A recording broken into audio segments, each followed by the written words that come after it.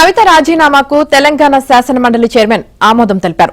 నిజామాబాద్ స్థానిక సంస్థల నియోజకవర్గం నుంచి ఎమ్మెల్సీగా ఎన్నికైన కవిత గత ఏడాది సెప్టెంబర్ 3న తన పదవికి రాజీనామా చేశారు.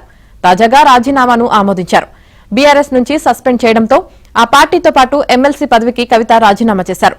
తన రాజీనామాను ఆమోదించాలని 2-3 సార్లు మీడియా ముఖంగా కవిత విజ్ఞప్తి చేసినప్పటికీ ఆమోదించలేదు.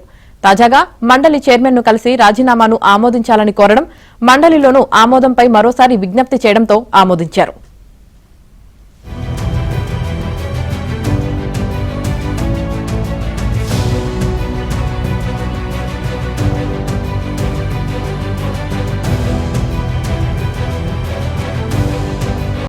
తాజాగా రాజీనామాను ఆమోదించారు. బీఆర్ఎస్ నుంచి సస్పెండ్ చేయడంతో ఆ పార్టీతో పాటు ఎమ్మెల్సీ పదవికి కవిత రాజీనామా చేశారు. తన రాజీనామాను ఆమోదించాలని 2-3 సార్లు మీడియా ముఖంగా కవిత విజ్ఞప్తి చేసినప్పటికీ ఆమోదించలేదు. తాజాగా మండలి చైర్మన్ ను కలిసి రాజీనామాను ఆమోదించాలని కోరడం, మండలిలోనూ ఆమోదంపై మరోసారి విజ్ఞప్తి చేయడంతో ఆమోదించారు.